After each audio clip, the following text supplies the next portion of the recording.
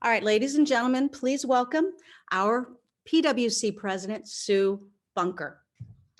Welcome, ladies and gentlemen. Thank you so much for joining us tonight. We're so excited about our program, chaired by Linda Buffo and Suzanne Clark. We have with us the Petalumans of Yesteryear. Can't wait to hear more about Petaluma's history and specifically more about the history of our club. I'd like to thank Susan Price for inspiring us last month to get organized. Hopefully all your closets are now in apple pie order. I wanted to, there's been some confusion about the Women's Club scholarship programs, and I wanted to clarify that tonight quickly. We actually donate to women in 3 different ways. The first way was many years ago when Harold and Connie Mahoney founded the Petaluma Education Foundation Community Achievement Awards. PWC gives $500 to the Petaluma Ed Foundation every year towards these awards, and these go to recipients that are ranked in the top 10 of their class. They each get a $500 award right now. Secondly, the Women's Club set up an endowment fund at the Santa Rosa Junior College in 2003 under Sandy Bowler's presidency. And this was set up to fund the education of a continuing student with a preference to a single parent residing in Petaluma and enrolled at the Petaluma campus. This fund is administered by the JC Foundation and currently has over $21,000 in it. The Women's Club may contribute to it from time to time, but is not under any particular obligation or set amount. And lastly, as you know, we have our own scholarship fund and our committee, which selects recipients every year to receive awards. Our annual spaghetti feed funds our scholarship fund as well as the Petaluma Ed Foundation donation. This past year, or last year, we were able to donate $8,000 worth of scholarships. That was 7 $1,000 scholarships and 4 $250 scholarships to young ladies. So we're very happy to be able to do that. Moving on, nominations are now open for the upcoming Women's Club year. Lynanne, do you have the slate of candidates to show us? I wanted to ask if there were any nominations from the floor at this time. You can use your chat room capability to nominate yourself or some other woman. Please do so now if you care to. We will have elections in April and installation in May. So this is set up to coincide with our fiscal year end, which is April 30th. So I am not seeing a slate of officers, so I guess I better read you. I don't have it with me.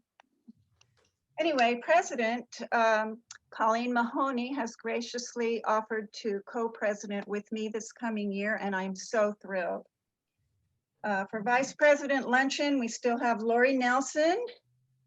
First Vice President Dinner Events would be Jill Olson. Membership Vice President Marie Hutala. Recording Secretary Susan Hazy. Corresponding Secretary Kathy Nagel. Treasurer Accounts Payable Nancy Wolf. Treasurer Accounts Receivable Leslie Malloy. Rentals Chair Carol Bracco. House and Grounds Nancy Frazier and Lynn Grosser. Publicity and Marketing Lynanne King. Social Media Chair Gail Sickler. Parliamentarian Leslie Crane. Internal Auditor Ann Moranti. And thank you to all you gals that have stepped forward to serve this coming year. It's much appreciated. So I don't see any nominations from the chat room. So we'll move on. Nominations are closed. So April is a very busy month for our club. I'll just run over the calendar very briefly. April 1st is our crab feed non-event fundraiser, and we're very pleased to be able to have Houston Porter help us out once again with our virtual live auction and raffle. Proceeds from the fundraiser will go toward new chairs for the clubhouse. Thank you very much to Esther Shao and Terry Ann McGowan for co-chairing this event. Then on April 7th, we have our third blood drive with Vitalant. I want to thank all you volunteers that helped out the day of the blood drive and also you donors, much appreciated. The board is considering having a blood drive once every quarter, even after the pandemic is over. Next, we have the Scholarship Awards Recognition Night on Tuesday, April 13th. Normally, this would be a luncheon affair, but we thought we would get more participation if we offered it in the evening. So that's what's happening, Tuesday, April 13th. And then our regular event night on Thursday, April 15th, Suzanne Clark will be presenting her program on her life in Zimbabwe. And we will also have elections that night as well. All right, that's all I have. Thank you very much. And we'll turn it over to Linda Buffo.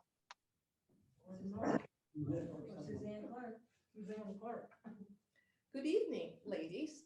Linda Buffo and I would like to welcome you to enjoy a look back in Petaluma history. We are all part of the story of the women of Petaluma. We help create the very fabric and culture of this community. Tonight, we will take a look back at those who came before us to learn about the beginnings of the impact of women and events on the story of Petaluma and the part our club played and still plays in Petaluma society. We will bring important people to life to tell their stories and what their impact was on Petaluma and the Petaluma Women's Club.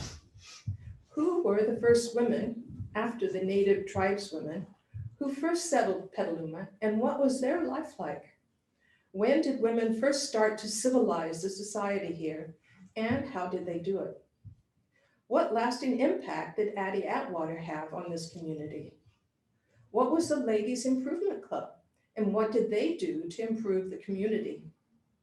How was the Ladies Improvement Club related to the Women's Club, later known as the Petaluma Women's Club? You are going to meet the first president of the Petaluma Women's Club. Who was she? You will meet Josie Hill, a member who made a huge contribution to our club. What was it? You will meet what was happening in Petaluma while our club was growing. You're going to hear about some fantastic historic events and activities happening inside the club and around the community. What did the men think of our club? How did they interact and contribute to it? Let's start to answer these questions by stepping back in time to meet Benicia Vallejo, as presented by one of our newest members, Casey Greening.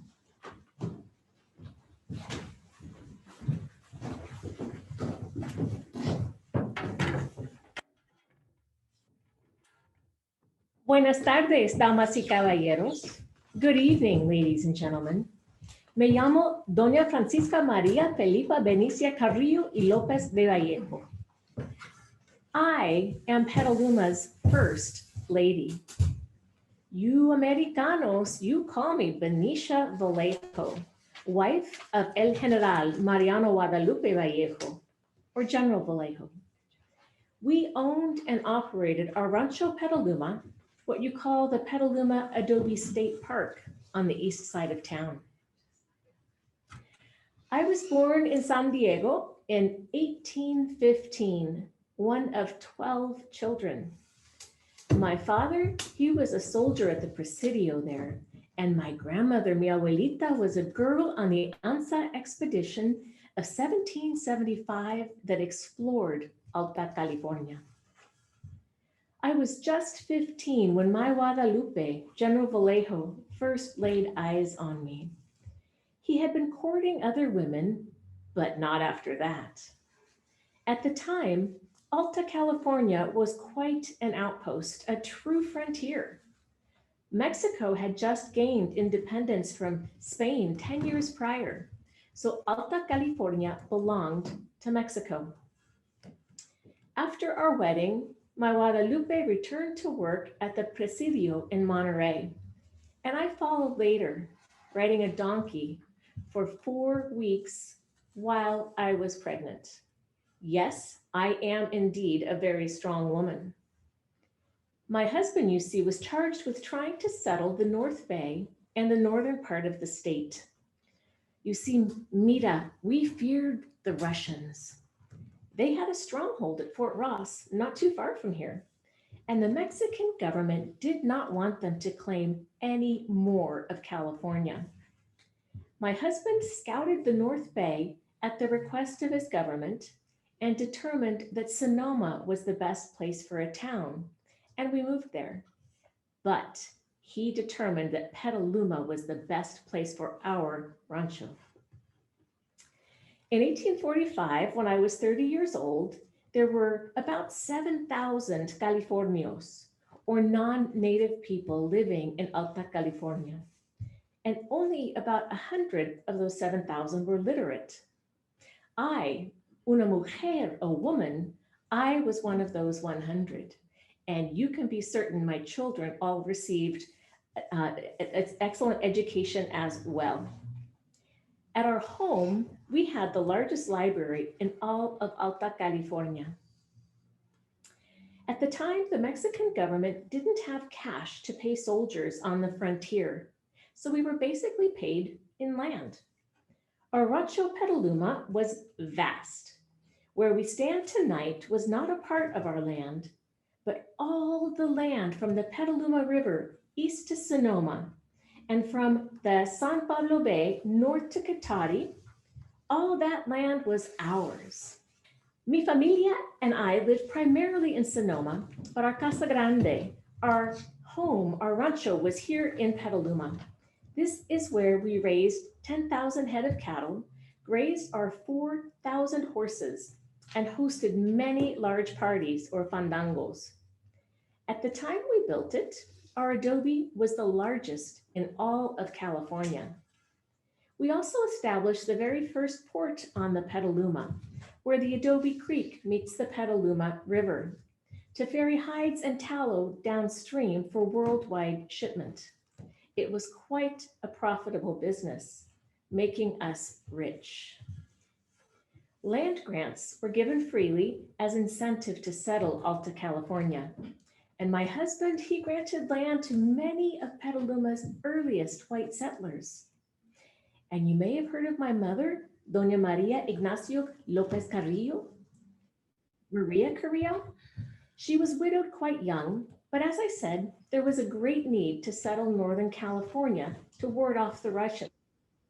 So my widowed mother moved up from San Diego with 9 of my younger siblings and was granted the Rancho Cabeza de Santa Rosa, where the city of Santa Rosa grew. She, as a woman, was able to own land in her own name, but only because she didn't have a living father or husband. Still, our Mexican laws were more progressive than yours. Mi mamá, she ran her own ranch with the assistance of her children and native workers, much as I ran our Rancho Petaluma and our household in Sonoma during my husband's many, many long absences to serve his country as a statesman. You may know that the town of Vallejo was named to honor my husband, and the town of Benicia was named to honor me. We were the wealthiest, best educated, and most influential family of the entire North Bay. We lived in Petaluma before any of the white settlers came. For these reasons, I believe you should call me the First Lady of Petaluma.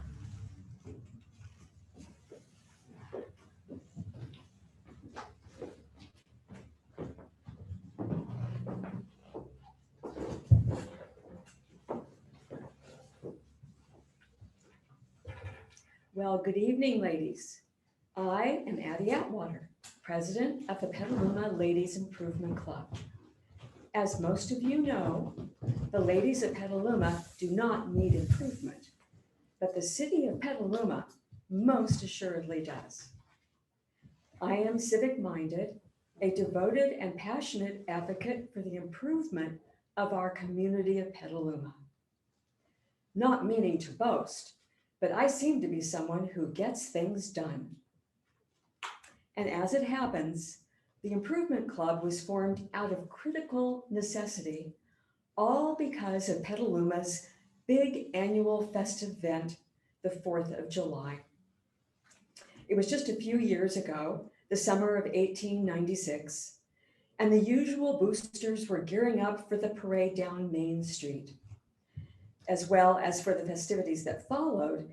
But there was a new twist to the celebration featuring bicycling, which, as you know, has become a craze for both men and women for the past few years. The Petaluma Wheelmen, all male cyclists, led by our own young lawyer, Frank LIPPITT, were planning to stage the largest bike race Sonoma County had ever seen. LIPPITT convinced John McNair to build the wheelmen a velodrome track at an agricultural park right up on Fair Street, assuring McNair that the wheelmen would be able to pay him back after the race, given the thousands of tickets they expected to sell to the race, to both locals and from out-of-town visitors. The Improvement Club saw an opportunity with the race, understanding that given the large number of guests coming to town, Petaluma would need to put its best foot forward. But there was a problem. The two local parks where 4th of July festivities were traditionally held were complete eyesores, littered with garbage, overgrown with weeds, and even trampled with livestock. Proposed that if money was going to be invested in building a racetrack, money should also be spent on tidying up the parks. Wouldn't you agree?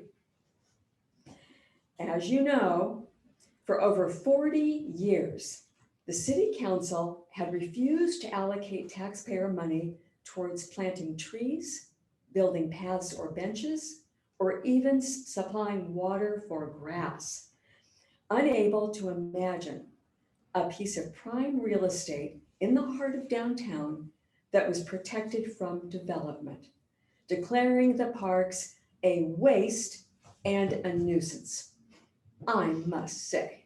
In the end, a dozen of us gathered and formed the Women's Improvement Club, and then convinced the Board of Trustees to provide water to the parks, but only for the upcoming summer. I assured them that once they saw how beautiful the women had made them, they would want to provide water year round. And you can see how beautiful our parks turned out. Time was of the essence as the bike race was less than 4 weeks away. So we acted quickly, raising money for cleaning up the parks ourselves. Of course, the Improvement Club is made up of primarily single, young society women. We formed a women's minstrel group from within the club, including Zoe Fairbanks, Lizzie Wickersham, Sarah Cassidy, and many others. We staged our fundraisers at the Petaluma Opera House, right down on Kentucky Street, and raised enough funds to clean up. The plazas were ready by July 4th in time to welcome the 2,000 visitors who descended upon the city for the Wheelman's Race. And the Improvement Club was greatly encouraged. So we pressed on, expanding to 60 members and raising money by hosting masquerade balls, more minstrel shows, carnivals, and even baseball games. You see, the Ladies Improvement Club's sole mission is to focus on improving our community.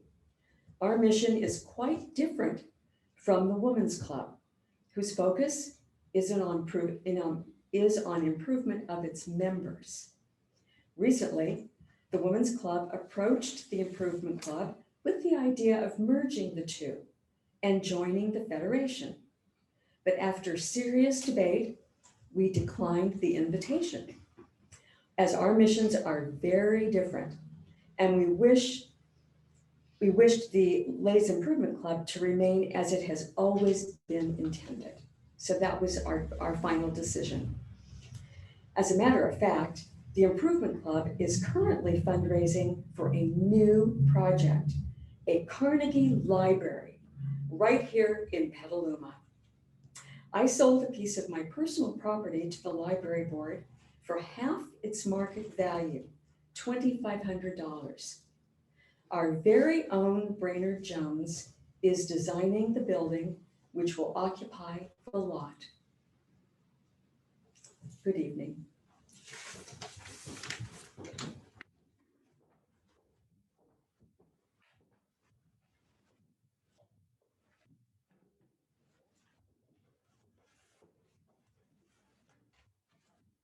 How do you do?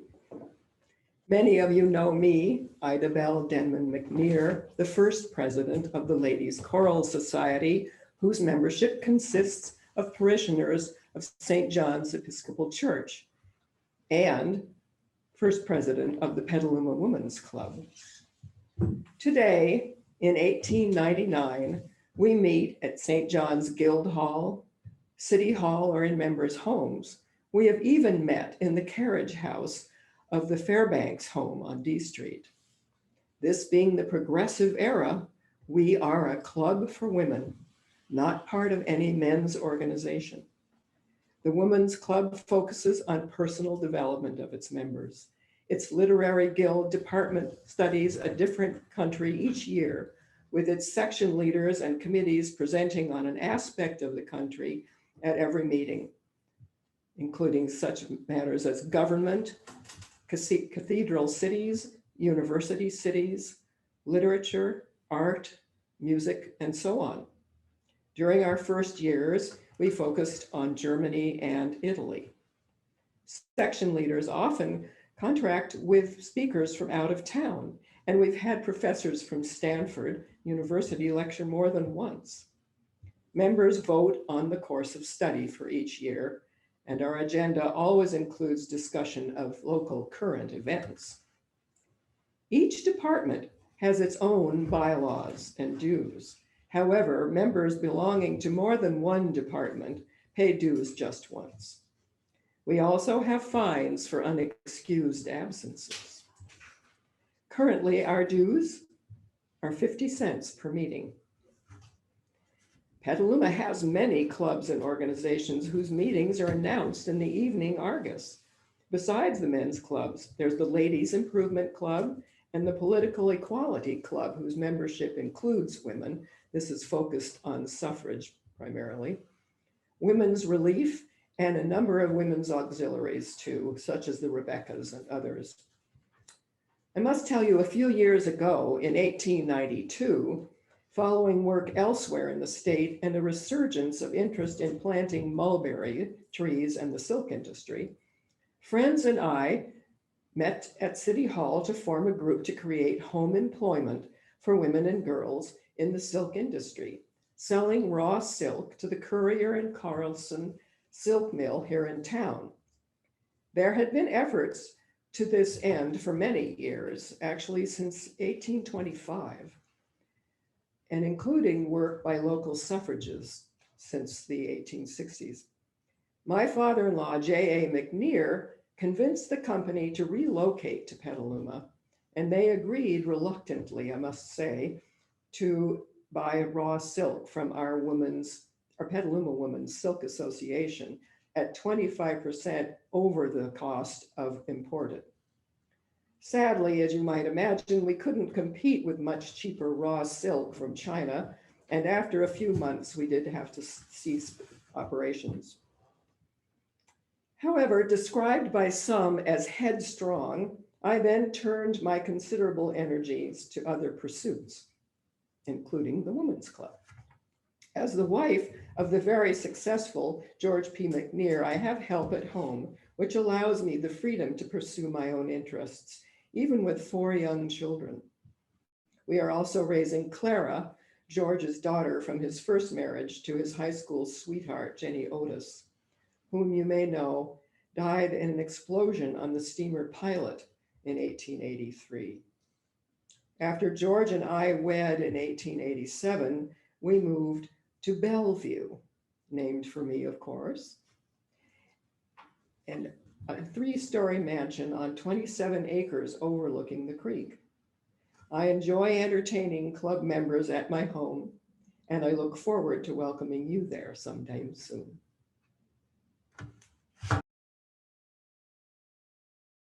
Thank you so much, Mrs. McNair, for that wonderful introduction. Well, greetings, members of the Petaluma Women's Club. My name is William Francis Roville. I am delighted to be invited this evening. As the current mayor of Petaluma, you can be well assured that our city is in full and strong support of your efforts. The charter of the city council, you might know, is to create and enforce the laws and ordinances of Petaluma. Your group, the Women's Club, I understand, is to enhance the character of the ladies of Petaluma, which the city is clearly not doing. I certainly applaud your effort. I have deep roots in Petaluma. My father traveled to Petaluma in 1856 by way of the Panama Isthmus, along with my sister and myself. I was 9 years old at the time. Thus, I have lived most of my life here in the fair city, and later in life built a home on Liberty Street at 115 Liberty, and I lived there till my death in 1937. You might know my wife, Emma, and my daughter, Margaret, who have now joined the Women's Club recently. Also, my son-in-law, George Ott, and I have a retail store downtown, Ottenville. George Ott is my son-in-law as he married my daughter, Margaret. I would now like to present our very next speaker, my friend, Mrs. LIPPITT. Thank you so much.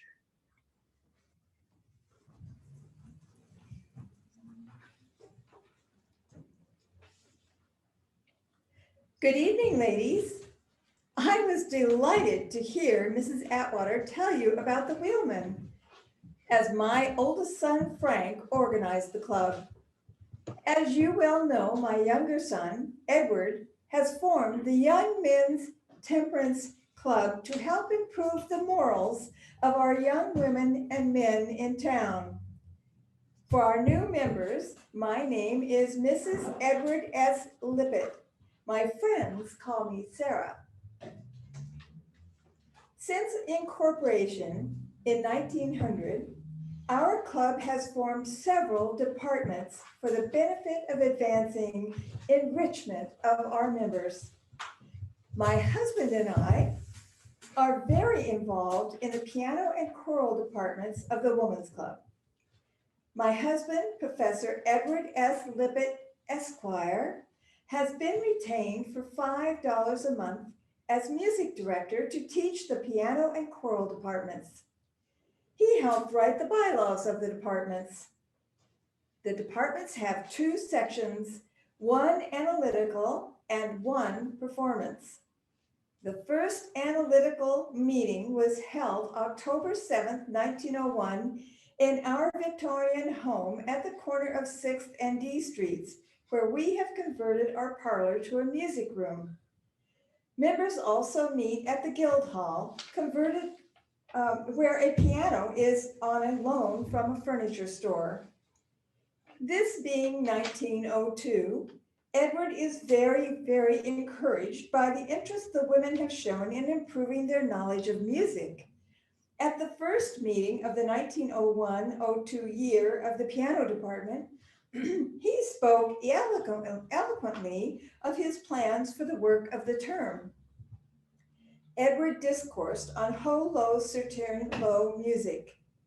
He explained the different periods and the pleasure one lost by not knowing how to listen to music. He told us the proper way to give one's attention to gain the most pleasure and a clearer perception of a piece of music. He illustrated his first lecture by presenting a program of music on the piano from Bach, Beethoven, and Chopin. After the program, a short meeting was held and refreshments were served. The matter of pianos was brought up, but no action was taken. Since the first meeting, programs are being planned for public performances to raise funds for our club. Members and guests performers will fill the programs. The 6th program meeting of the piano department will be held at the Guild Hall on March 20th, 1902. It appears that the piano and choral departments are a success, and it is determined that they are to be continued.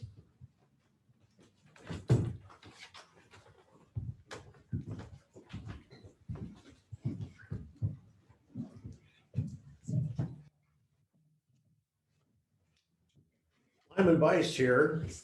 I guess all this women's club stuff is okay. My dear Lily is a member. I saw Lily for the first time when I was exhibiting my incubator in San Francisco, and I was so surprised and delighted when I discovered that her family had come to Petaluma. She was just 19 at the time, and I was 34. I knew right away that she was the one for me, and I think she could see my potential. Now, 20 years later, she's married to the most important person in town. Actually, the St. Louis World's Fair opened this week, and guess who got a medal? So I think, as of 1904, I'm one of the most important people, period. I figured it would happen. After all, my new factory down on Main Street is the biggest incubator factory in the world. And my new house at 226 Liberty is the most beautiful one in town. Why, I bet people going by just know it must be mine. Yes, Petaluma is starting off this new century strong, and I can take a lot of credit for it. Think about it. What makes Petaluma great? Chickens. And what makes chickens possible? Me and my incubator. I know that I don't know why the Women's Club doesn't pay more attention and make Lily the president.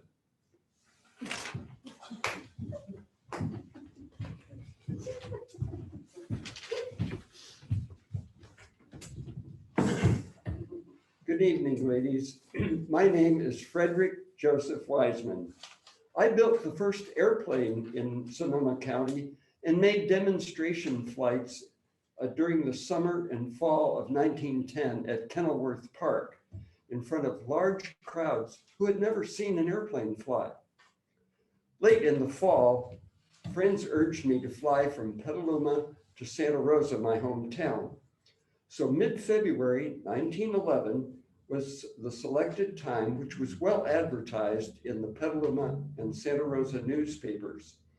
To give you a flavor of Petaluma on the day of my flight, I'd like to share a couple of articles from the Petaluma Argus.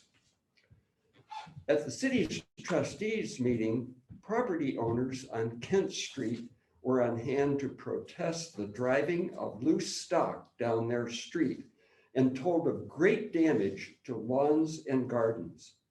The board, however, reminded the residents that this is a farming town and cattle must be driven through some streets.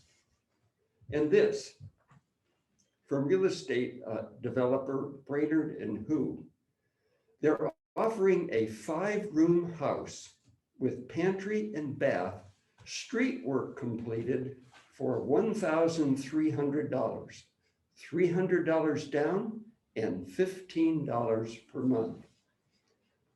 Well, just before I took off that day, the Petaluma postmaster handed me 3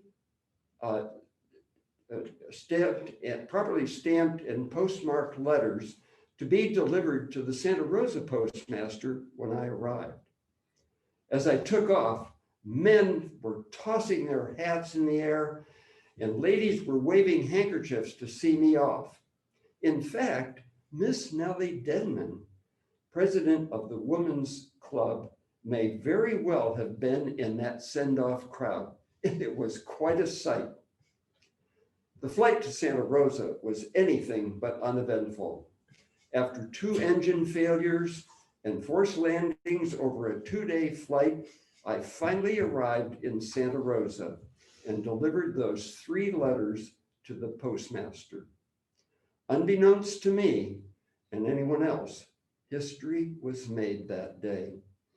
Some years later, the Smithsonian Institute conferred upon me the honor of having flown the world's first airmail flight on that flight from Petaluma to Santa Rosa.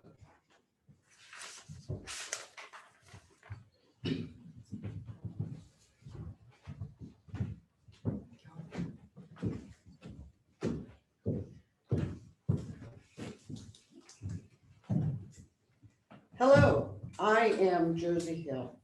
I was born in New York. As a child, I crossed the country with my family to Oregon. I made my way to San Francisco when I was 20 years old. This was where I met and married William B. Hill in 1862, a wealthy banker who lived in Petaluma. We settled in Petaluma and raised 4 sons. Sadly, Alexander was the only one who survived to adulthood. We entertained extensively with prominent people in our area. After my beloved husband, William's sudden passing in 1902, I became even more involved with social and civic activities. I certainly enjoyed hosting many afternoon teas, meetings with many club members at my home on 7th Street. The following year, with my son Alexander, we decided to build the Hill Opera House on the corner of Keller and Washington Streets. This endeavor was a large excitement for our community. In 1907, I thought the Petalumans Women's Club would need a home of their own. So I decided to donate the land next to the Opera House. The club ladies began having fundraising campaigns to build the clubhouse. In the meantime, I elected some ladies to help me beautify the newly built high school and local city schools with trees. I even protested the city removal of cottonwood trees at Kenilworth Park. By 1912, the club almost had enough money to build the clubhouse. The city planners blocked the site. They deemed that it was too close to downtown, too valuable, and should be built in a residential area. It took about 1 more year to find another location. Some of our members were interested in the DeWitt Putnam family home on B Street between 5th and 6th. Mrs. Rebecca Putnam, a widow, and who owned the property and the home, decided to sell it, all of it, to the Women's Club in March 1913. The clubhouse, or the home, was to be refurbished for clubhouse use. Unfortunately, the building committee decided to sell the home to contractor McCutcheon, who tore down the house and used the lumber to build a more modern home on another location. Soon afterwards, the club hired local contractor Morris Fredericks and local architect Brainerd Jones, the husband of our Jeanette Jones, to build the new clubhouse. On Tuesday, January 27th, 1914, it was a glorious sunny day to gather for the placement of the cornerstone. President Margaret Ellis gave a speech in part. Friends, on this happy day for the members of the Petaluma Women's Club to share this pleasure, we are grateful to Mrs. Josie Hill, splendid gift, and Mrs. Higbee, who came forward, who gave a portion of the ground needed to square the lot. These gifts were much appreciated. Towards the end of the ceremony, Mrs. Higbee, Mrs. Ellis, and I were presented with carnations, and I was given a beautiful silver trowel. Upon completion of the ceremony, we sang America with over 200 people in attendance. Good evening and thank you.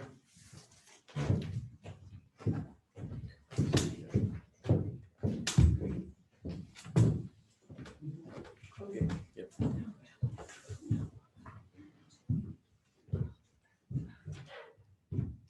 On behalf of the Petalumans of Yesteryear, which is a part of the Petaluma History Museum, I want to thank you for listening to our presentation tonight, and say that if there are any questions for any of the characters who presented today, we'd be happy to make some attempt to answer them.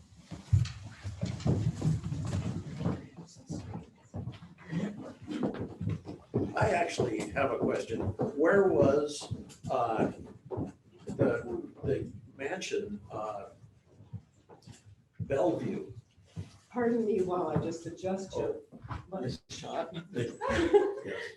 The Bellevue Mansion was at the foot of McNear Avenue where there are townhomes built now off the boulevard. And it was subsequently owned by a woman named Laverne, I forget her last name, and her large family. She had 7 children. She and her husband lived there after the McNears moved for whatever reason after their deaths. Possibly they lived until 1947 and 49. They both lived to just about 90 years, the two of them.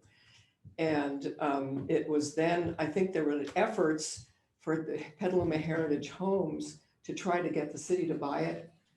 But there was some issue about it needing to be relocated and they couldn't do that. And I think there may have subsequently been a fire, but it overlooked that area and it was built by a San Francisco architect who sold it to McNear. So they didn't build it, but that's where it was. Yes. And while you're speaking, I have a follow-up question to that, and that is the connection to Bellevue and the McNear Peninsula. Well, I think that was John McNear building the peninsula and creating a canal and having to do ultimately to getting things to the railroads. The rail line went along there as well. So that was J.A. Senior. Got it. Thank you. You're welcome.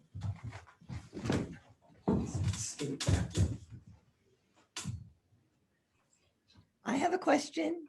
Can I talk? I have a question for Ida regarding your husband's family. I grew up in San Rafael with a Scott McNear, and he was a grandson of the McNears who had the brickyard there in San Rafael. I noticed that the establishment, the home currently on D Street that was a McNear residence was built of brick. Is there a connection between the families? Yes, John McNear owned the brickyard in San Rafael. And there are the McNears, it was Ezekiel Denman McNear, I think owned one of the homes on D Street where people I know live now. It's said that Brainerd Jones designed every brick home on D Street.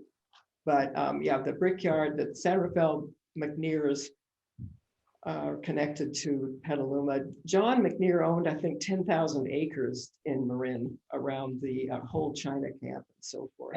Right, in that development. Thank you so much. You're welcome.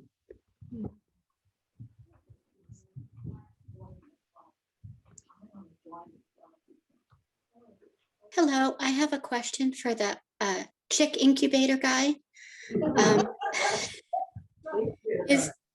Is your incubator that big, huge building down on Petaluma Boulevard called the Hatchery? Well, I invented, actually, it's a long story. I had a partner that actually had a patent on the incubator before we got together, but then he sadly was killed in a hunting accident, and then I claimed it was all my idea. But in any case, I didn't do any of the large incubator factories. That came later, but I made the incubators that went inside the factories. Okay. And you weren't on that hunting trip with your partner, were you? No. I could have probably. all very mysterious. And unfortunately, afterwards, I said I had no interest in the business, but then I managed to end up with it, and his wife didn't get anything. But you know, fair is fair. Thank you. I have a question as well. You were referring to the hatchery on Petaluma Boulevard. There's also a hatchery on Old Redwood Highway. Is that? Yeah, there are quite a few. I think at the height there was, I want to say there was over 20 hatcheries, and I think there's maybe 7 surviving buildings in town that say hatchery. And of course, there's one in on the way to Pingrove as well. And they were all part of the business. At the height of the chicken, the poultry business in Sonoma County, like peak chicken was actually 1941, and that year we shipped 51 million dozen eggs. So in other words, 1 million dozen eggs a week, just about. Oh, a week. A week. Wow. Thank you. You've done an amazing job. Would you introduce yourselves? Oh, our actual selves. It's an idea. I'll start in order. Venetia? Doña Benicia Vallejo, Casey Graney.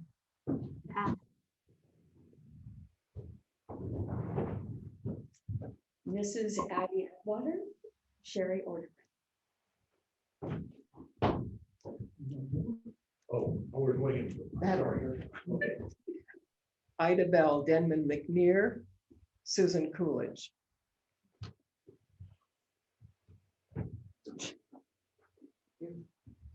We don't have Marshall. I can introduce me. Okay, there he is beyond. I portray Mayor Veal, and my name is Marshall West. There he is, Marshall. He doesn't have to wear a costume. My name is Mrs. Edward S. Lippitt, Esquire, or Linda Buffa. Lyman Weiss, Leaf Ordigran. And I am Fred Wiseman, Aviator. My name is Mike Gloves. Hey, Mike.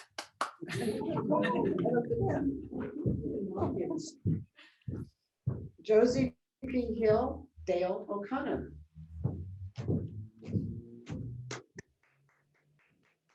Thank you so much. You really made history come alive tonight. It was wonderful. Patty? Oh, okay. And so I would like to ask Casey Graney back up so that she could talk about her brand new book, which she wrote with her friend Alice. And Casey is also the newest member, I believe, of the Women's Club, joining, of course, during the pandemic. Casey? Buenas tardes. Oh, wait, no, we're done with Venetia for now. And actually, I joined the Women's Club at the same time as Alice Woodward, who is the co-author of a book. We published our book, a local history book, last fall, and it's called Petaluma in Vintage Postcards. The book, which is filled with Petaluma pride, showcases 200 vintage postcards placed in their historical context. In fact, a number of the images you saw in the program tonight are from the book. I'm going to show a few images of the book, and due to the nature of tonight's presentation, I'll focus on postcards that feature women. Some cards feature very little women. Petaluma strangely promoted itself, thanks to Lyman Weiss in part, as the world's egg basket, and used adorable kids to further the cause. And here are 2 ladies feeding white leghorns. I'm not sure women always dressed this nicely and the flock, but women and children were definitely involved in the poultry industry in early years, when family chicken ranches were the norm in town. The book features many buildings, many historic buildings, including, of course, the Petaluma Women's Club. This Brainerd Jones designed clubhouse was completed in 1914, but the club was established in 1895 and first called the Ladies Choral Society. Petaluma has always loved a parade. This is a 4th of July parade in 1910. Notice the women and children in the upper right atop the overhead marquee with no safety railing. And the American flags on the float, only 46 stars. That flag was in service between 1908 and 1913. Look at the size of that crowd. In 1910, the year of the parade, the population of Petaluma was under 6,000. From its early days, Petaluma had a thriving downtown, including the sales of staples for business and home, as well as luxury items. This image shows the Morrow's Candies and Ice Cream storefront and their delivery truck, with Annie Morrow as the likely driver, advertising ice cream, candies, and peanuts. Notice the shop ladies in the background. May I ask a question there? Sure. Thanks. If you could go back to that picture, but it looked like, okay, all the way to the left is a gentleman standing by. Is that a piano? I can't tell from here, to be honest. Oh, okay. Because I should tell my friend Petaluma Pete, he'd get a kick out of that. Oh, he would, wouldn't he? You're absolutely Thank you. Yeah. I have one more question. There used to be a Morrow's Nut House in San Francisco, just off Union Square on, might have been Geary. Fabulous little hole in the wall. Do you know if there's any relationship between this Morrow and that Morrow? I do not, but I think I'll look into that because that would be a fascinating connection. It might, because they advertise nuts at this place as well. And Thank where you. is that? Is that, it looks like it's near Volpe's. Can someone tell me what building that is? You know, I'm going to put in a shameless plug and tell you, you should buy the book and you can look it up in the book.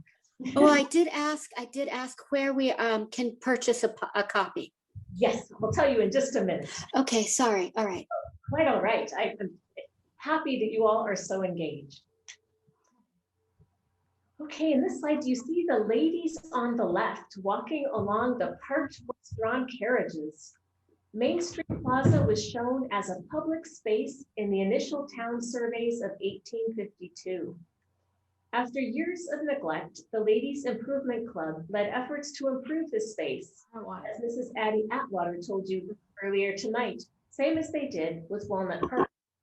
You probably recognize this image as Henry Park. Petaluma's first Egg Day parade was held in 1917, with the parade route publicized in the Argus. This float shows festively dressed women driving in a highly decorated car, including a woman behind the wheel. The elaborate Egg Day festivities and parade died down after about 1925. That is, until 1981, when downtown merchant Linda Buffo partnered with Alice Forsythe to resurrect the parade.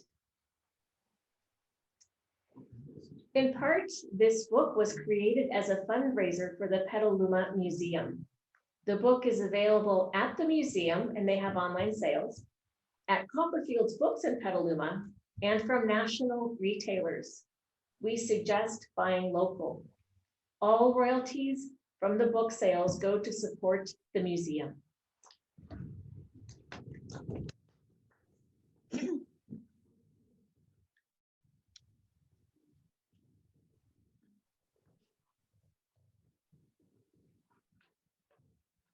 I'm Suzanne Clark, and like many of the women of Yesteryear, I am a member of the Petaluma Women's Club, but I'm also president of the Petaluma Garden Club.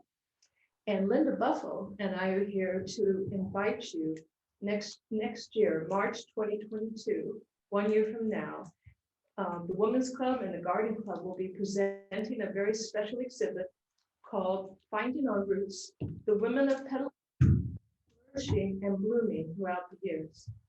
In this exhibit, you will learn even more about the important contributions the women of Petaluma have made and continue to make to help make the Petaluma we love today. We look forward to seeing you there. And we expect every member to be a part of the exhibit. We'll be asking you for your input and for your stories.